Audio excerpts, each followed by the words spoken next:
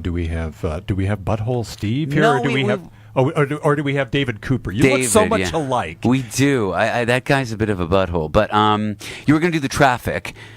Yeah. And what is the gate wait time from greeters to gravel? They are giving us 210 minutes, which, if my brain is working correctly, is 3.5 hours. So that's true, but that of course is from greeters to gravel. Yes. So anecdotally, I don't work for gate. I can't make wild claims. But Well, you can if you want. I mean, I will. But I just drove up to 5 o'clock and whatever up there. Yeah. And, through the city and.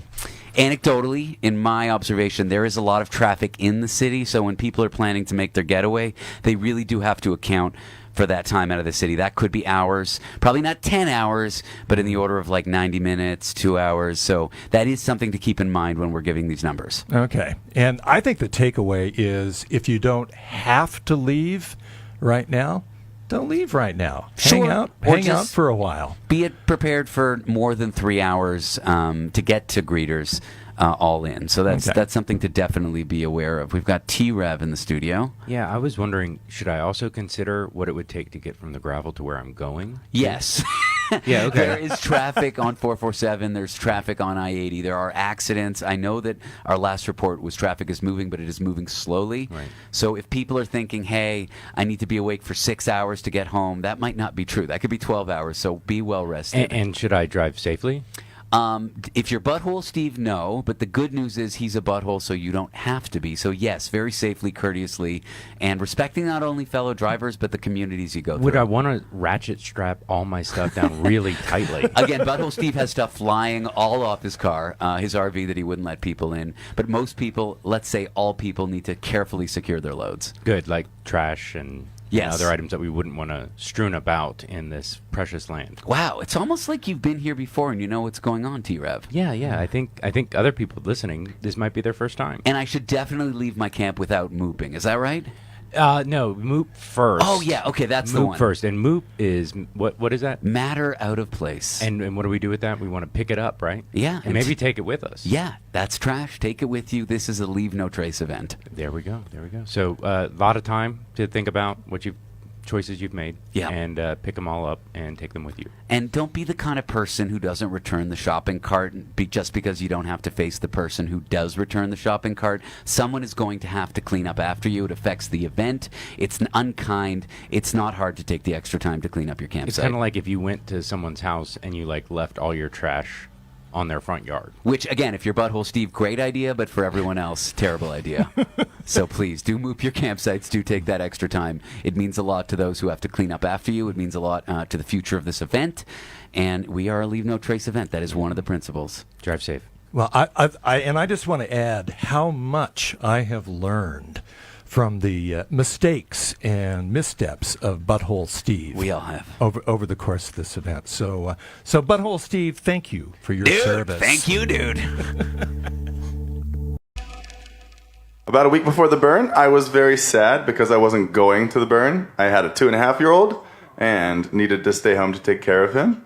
And my wife sat me down at the kitchen table and said, I have something very important to talk to you about. And I said, can it wait? And she said, no. And I was very worried. So she slid a paper across the table, which was printed out emails between her and my employees, asking them if I could take this week off. And then she slipped a ticket to Burning Man across the table to me. And she said, you are camping with your brother at BMIR. And so here I am. I thought I wouldn't be back for another 5 years until my son could come with us. And that is a way to have an excellent burn, because every moment here is a gift, and no matter what's going on, I'm getting dusty. BMIR.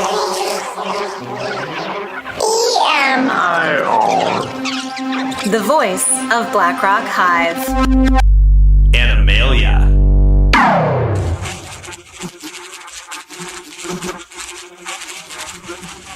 And we are quite the hub of activity here at BMIR right now. First of all, someone just showed up with some gasoline, and like an idiot, I did not write down where their camp is, so I could pass that info along. So if you are the people that were looking for gasoline, they're going to drop it off here at BMIR. You can come back and grab your gas. Pretty cool. And then we have a visitor sitting down here, and you have a you have a way out, but that way out requires you to leave at kind of now, and you'd rather not do that, right? Yes, I would like. I came all the way from Europe, and I would really, really like to see the temple burn tonight. It would mean a lot to me. I have found some really great people within Burning Man, and I do have a ride out at midday, but that is about 50 minutes away from now. So if there's anyone that is going to Reno or Tahoe, somewhere I can just rent a car from, because I came in a camper with some mates that are going back to Los Angeles, I would love a ride out of here after the burn. Could be tomorrow, could be tonight. Anything is acceptable for me, and I really appreciate it. Thanks so much. Okay, and how can people find you? They can meet me at the Penguin Camp. Let me just get the exact name. It's at the Lost Penguins at Esplanade and 330. Okay. I'll be there, and my name is Sean Kassar. I'm wearing a black shirt and some beige pants. And yeah, I look forward to meeting anyone that can be there before midday. Okay, and you sound like you would be entertaining company. Yeah, I would say so. I used to make documentaries in developing countries affected by natural disaster and poverty issues. I think it's funny how the news is reporting this as a natural disaster, but I think it's been a blast, and I would love to meet like-minded people that are going to be coming back here time and time again, because even though this is my first burn, I will be coming back again. And thank you, Burning Man, and thank you all the team that's been putting this together and handling us in such a great way. And thank you for being part of this whole thing, and for coming all this way to do it. You're welcome, and thank you. Okay, and we have a couple more people here. Are you guys also looking for assistance or needing to find something or someone? Well, why don't you have a seat right there and tell me all about it. Hello. Hello. And who are you? Hi, yes, my name is Glow, and this is my first burn. And how have you enjoyed your burn? It's been great. Unfortunately, I didn't bring my wall connector for my Tesla. So for any Tesla owners that are still on Playa, I would really appreciate if they could maybe share their wall connector or... So that's a little adapter that lets you plug it into just a regular 15 amp outlet. Yeah. Or maybe like 50 amp adapter, really. Yeah. Well, good luck with that one. But I bet that there's anybody with a Tesla has one of those in their frunk or something. So hopefully, where can they find you and your Tesla? Yes, I will be at 315D, and I have special blessings for whoever bring the gift over. Yeah, thank you so much. Well, thank you. Thank you for stopping by, Chloe. Thank you. Leaving the city can be difficult during Exodus. Please know that all Exodus reports on BMIR are calculated from the greeters to the pavement and do not include your wait time in the city. Citizens of Black Rock City, this is Kofi coming to you from BMIR Radio, asking you to please respect law enforcement if you encounter them on the playa. They are here to help us as we navigate through the next